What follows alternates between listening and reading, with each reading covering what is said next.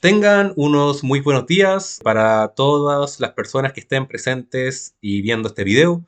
Hoy día vamos a hablar de otro instrumento financiero muy importante. Ya hablamos de CFM Divo como un ETF al cual hay que prestarle atención con sus puntos positivos, pero también puntos negativos. Ahí la decisión final es de ustedes. Hoy día vamos a hablar de otro ETF que también hay que prestarle una atención particular y me gustaría ir desmenuzando ciertas cosas que he descubierto con este ETF que responde básicamente a la pregunta inicial que podemos hacernos en este video.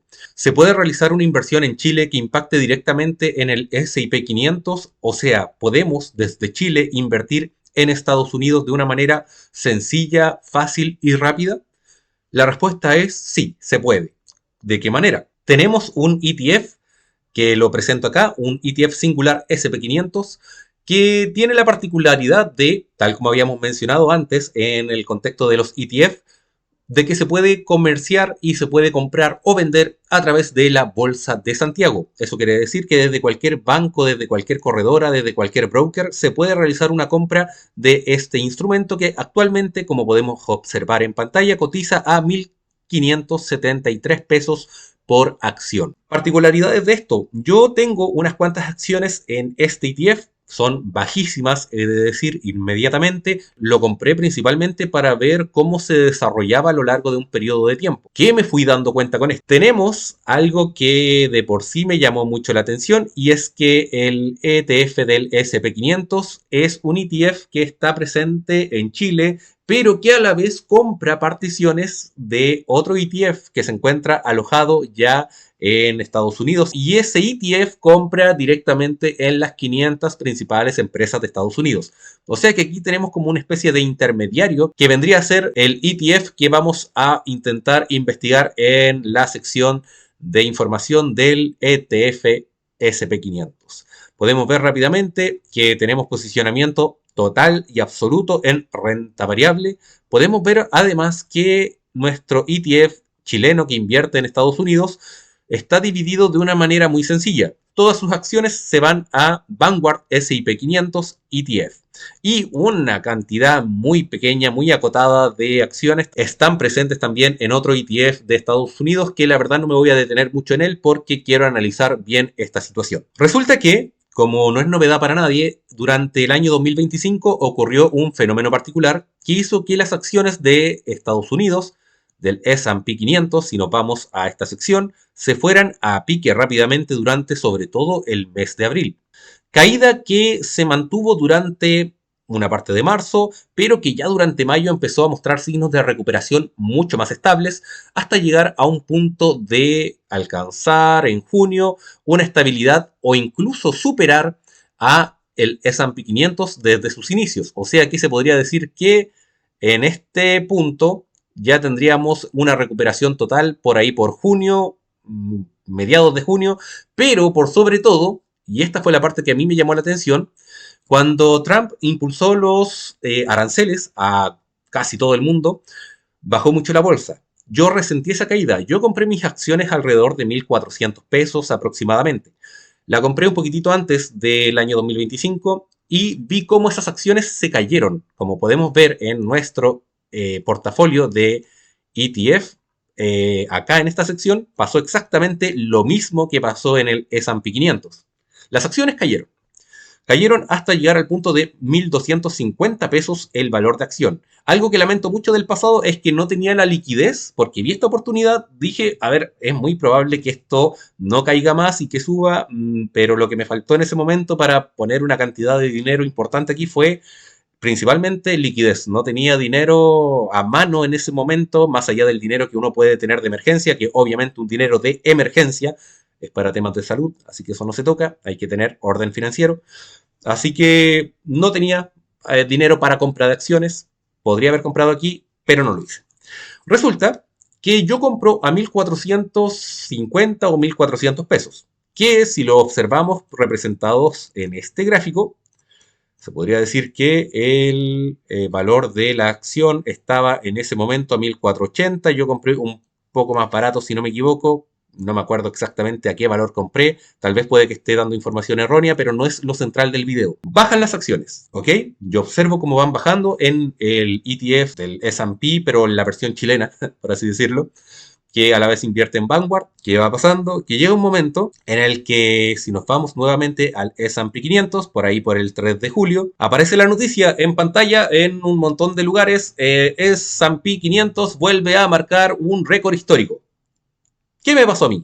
Reviso mis acciones de S&P 500, versión chilena, y vamos acá, 3 de julio, y veo que mis acciones particularmente no están marcando ningún récord histórico, sino que están a 1460, 1470 pesos. O sea, están incluso más bajo que el valor inicial del año, que eran 1480 pesos. Ahí inmediatamente me pregunto, a ver, ¿qué está pasando acá? Se supone que esto replica, después obviamente fue subiendo en escalada hasta llegar a 1573, que va muy acorde a los nuevos récords que ha tenido el S&P 500. Pero sí ya me quedó dando vueltas esa inquietud de saber qué es lo que está pasando. Uno puede invertir acá, se puede replicar al S&P 500, sí, pero el replicar suena raro cuando no se establece una asociación directa o cosas que son tendencia o que son alza en una parte del mundo, acá son algo que está dentro de la norma. ¿Por qué? Nuevamente las acciones mías no habían subido para romper un máximo histórico en este ETF durante ese momento. ¿Qué pasó? Rápidamente vamos a ir para allá. Pero antes sigamos detallando esta situación.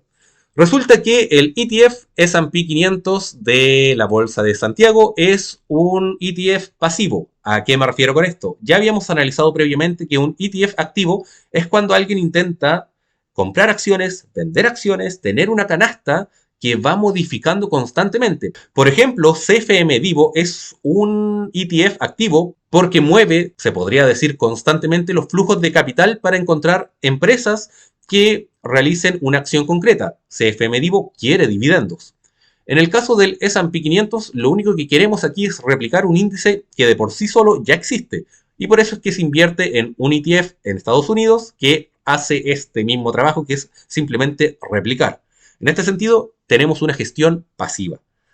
¿Qué otra cosa más podemos determinar de este ETF? Tal como les señalé antes, invierte en Vanguard, que es una de las mayores gestoras de activos a nivel global, pionera en la gestión pasiva e indexada. O sea que acá no se ve mucho movimiento, sino que se ve un índice y se invierte en el índice tal como está y se esperan los resultados. Otro punto relevante de Vanguard tiene algo que me llama la atención, y eso es que el costo o la comisión de gestión de Vanguard es del 0,03%, una gestión y una comisión bajísima, que es algo diferente o distinto a lo que tiene nuestro fondo del S&P 500 chileno. Y por último, si alguien quiere conocer más sobre los sectores en los que invierte Vanguard, en este sentido tenemos tecnología, después tenemos servicios financieros, después tenemos salud, consumo cíclico y servicios de comunicación, donde se va repartiendo la mayor parte del dinero que vamos invirtiendo a través de este ETF. Nuevamente nosotros invertimos en el S&P 500, en el ETF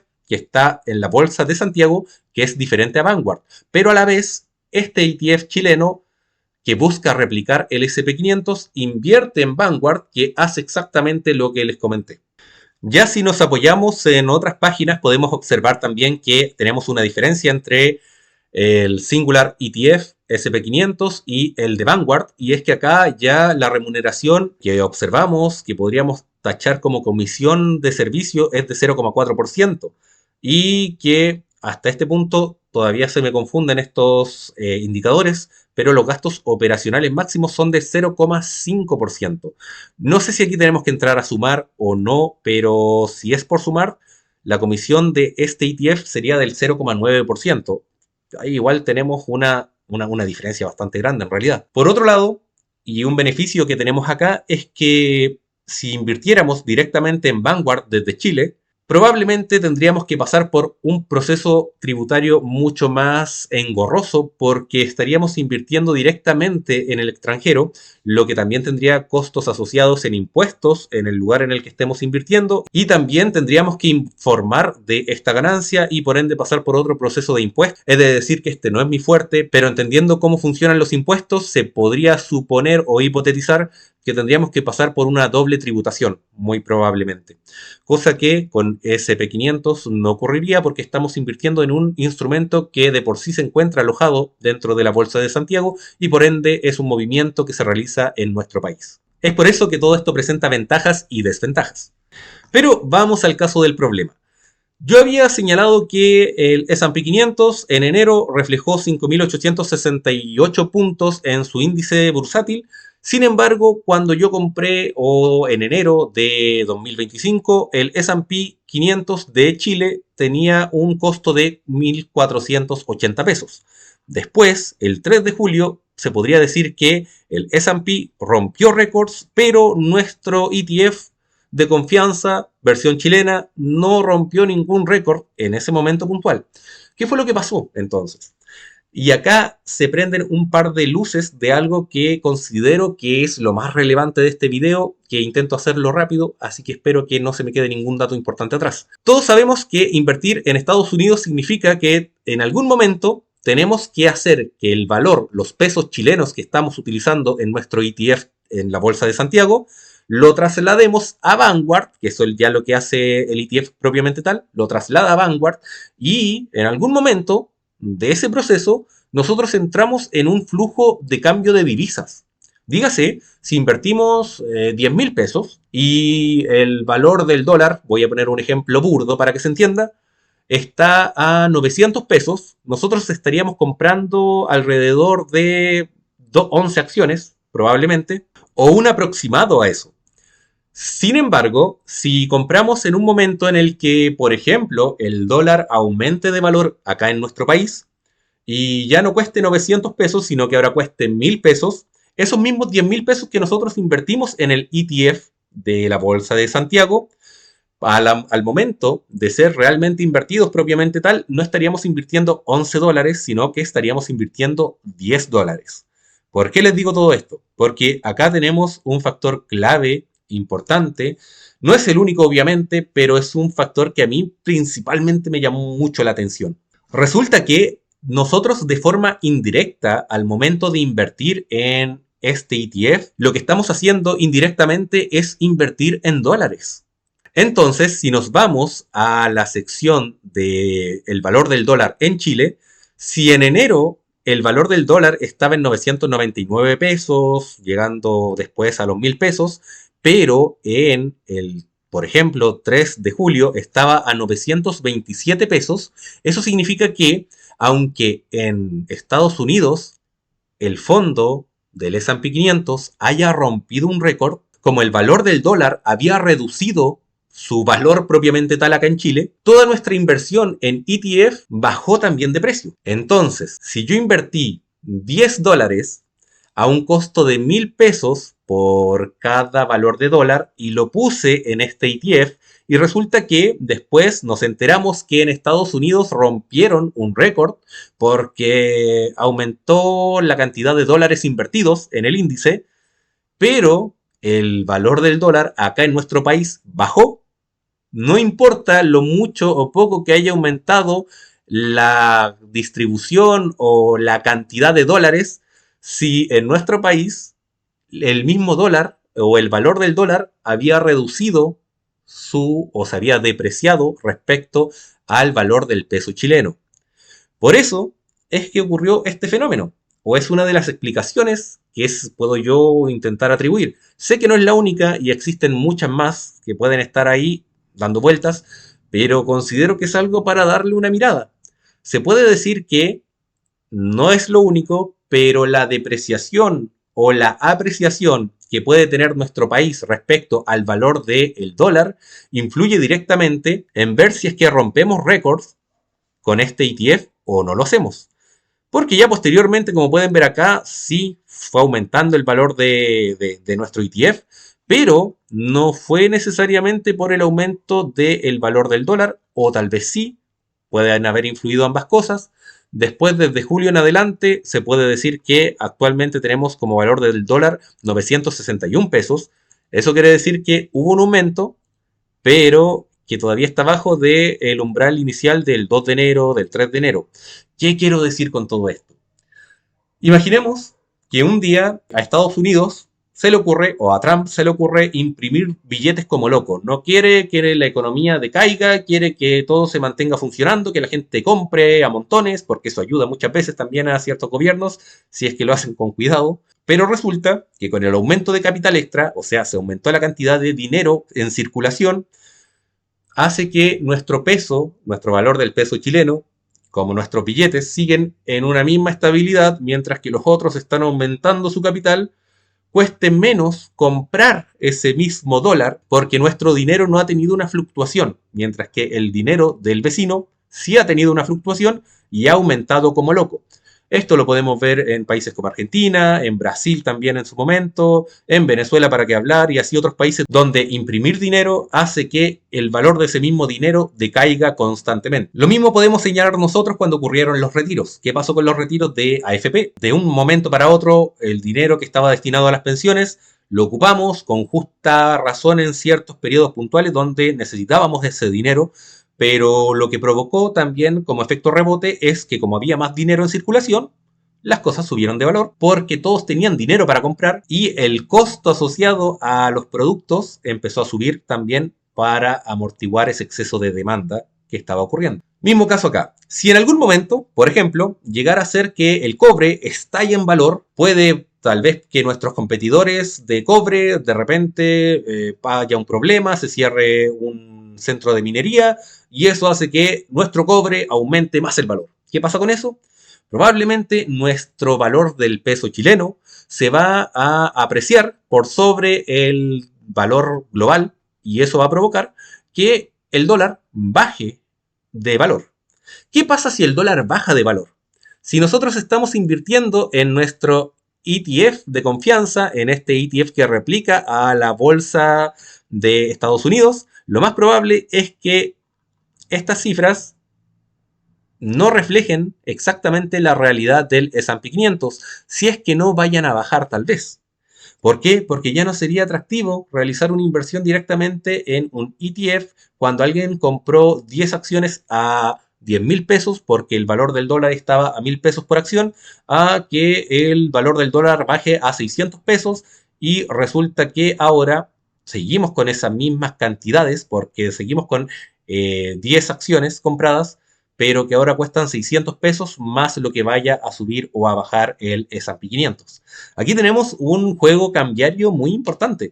Por otro lado, si imaginemos que por X motivo el gobierno de turno resulta que le da una locura total y empieza a imprimir billetes como loco. Dinero para todos, dinero para todas. Ya, ¿qué pasa? El valor del dólar va a aumentar y ese costo extra en el cual podemos pasar de 961 pesos a 1.500 pesos, así ejemplo fatalista, lo que probablemente, y digo probablemente porque aquí estoy estableciendo todo esto dentro del marco de una hipótesis, ya sé que hay más factores que van a influir en este tipo de movimientos, pero mismo ejemplo, yo invierto $10 en este ETF y resulta que después el S&P 500 durante un año sube 10%.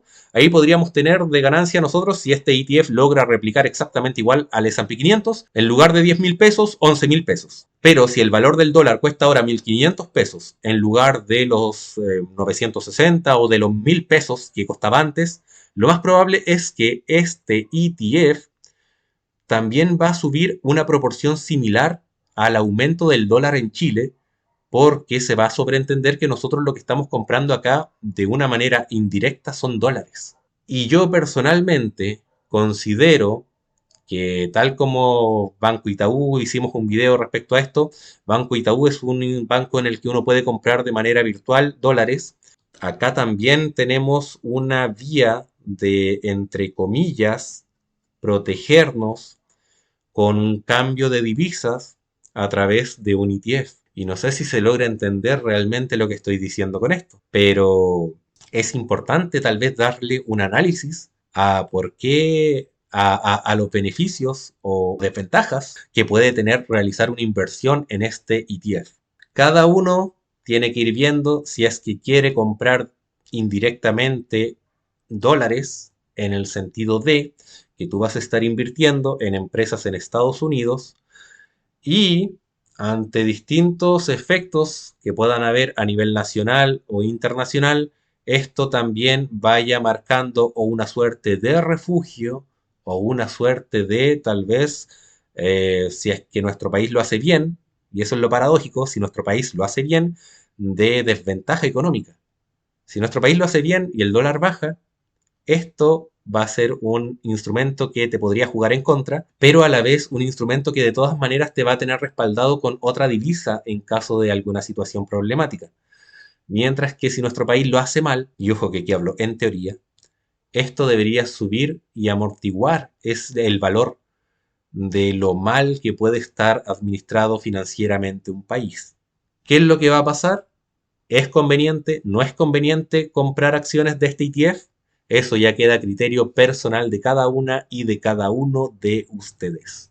Yo solamente entrego esta información, lo dejo ahí. Nuevamente, yo no podría decir nada más porque decir algo más significa también pensar en cómo va a estar nuestro país en el futuro, cómo va a estar Latinoamérica en el futuro, cómo va a estar Estados Unidos en el futuro. Nadie lo sabe. Podemos intentar establecer algún tipo de relación, interpretación por acá, por allá, pero decir inviertan acá o no inviertan acá no escapa de mí porque nuevamente estamos jugando con cosas del futuro y por eso no puedo recomendar, pero sí te puedo decir lo que puede pasar en cada escenario. Y eso es lo entretenido de esto. Y eso es lo que me llamó la atención también. Por último, y para que esta asociación se termine de entender aún más. Aquí aparece que nuestro ETF de confianza ha alcanzado una rentabilidad durante el año actual de 5,32%. Y uno puede decir, ok, ya, vamos a ver cómo está en este caso Vanguard, que es el ETF al cual nuestro ETF le está invirtiendo dinero. Vamos para Vanguard. Podemos observar que Vanguard nos dice que desde el inicio del presente año hasta el momento actual ha acumulado un 10% de rentabilidad. O sea, aquí tenemos una diferencia de un poco, casi el 5%, 4, y algo. ¿Por qué puede estar influido esto? Puede ser por las comisiones que pueda tener nuestro ETF particular, puede ser también por el valor del dólar. Vamos a ver cuánto ha variado el valor del dólar en nuestro país. Pasó de 999 pesos a actualmente 961 pesos. ¿Cuánto es eso en porcentaje? Vamos a calcularlo. Entonces, 999 menos 961 es igual a 38 pesos. Lo que queremos saber nosotros es cuánto ha disminuido en porcentaje el valor del dólar. Podríamos hacer el cálculo, pero la verdad es que me di cuenta que ¿para qué?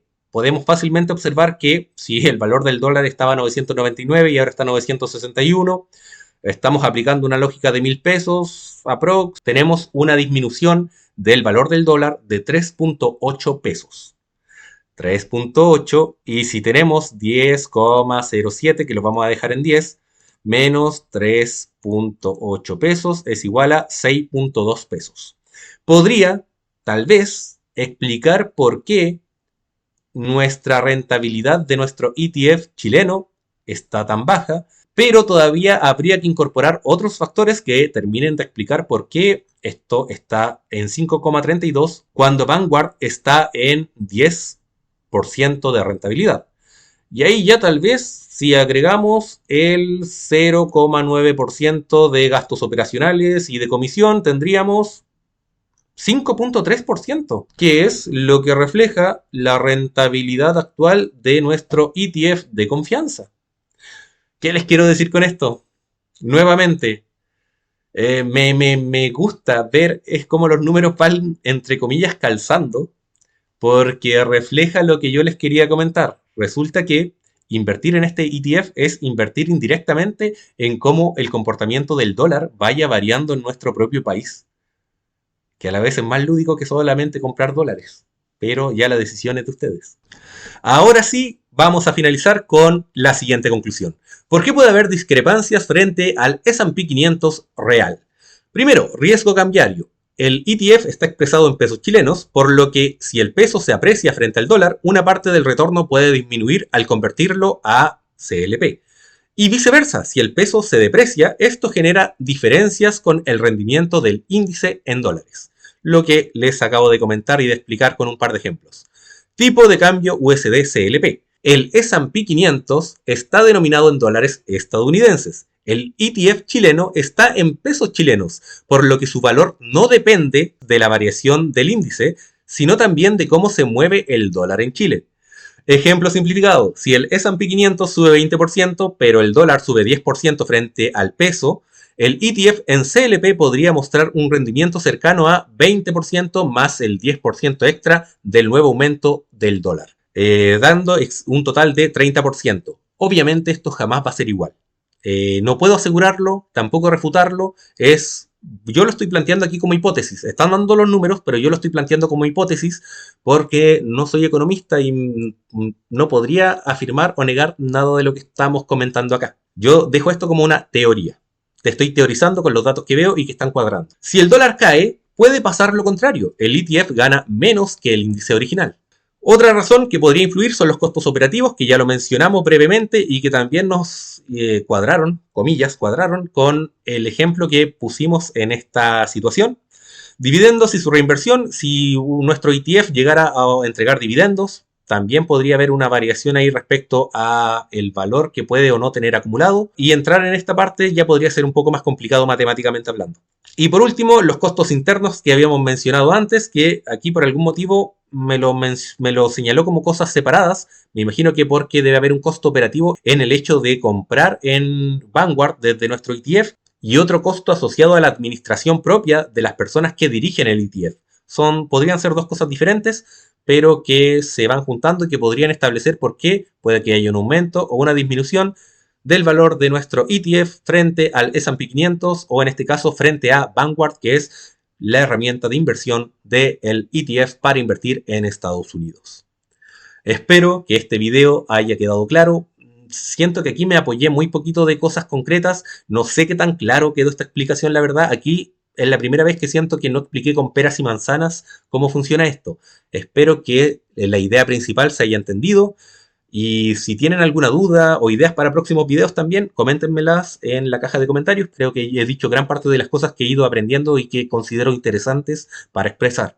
Nuevamente, soy psicólogo, no economista, pero estamos trabajando entre todos acá para que vayamos entendiendo cómo es que funciona esto de las finanzas y sobre todo para que no cometas errores que tal vez yo puedo haber cometido y que la intención es que esto sea un refugio para inversores principiantes y para las personas que quieran conocer un poco más sobre finanzas. Te invito a dejar tus comentarios, por último a poner un me gusta si te gustó la información, a aclarar si es que yo me he equivocado en alguna situación, también ponerlo en los comentarios, ya que eso va a ayudar mucho a las personas que visiten este video también. Ahora sí, me despido, muchas gracias por ver el video hasta acá, adiós.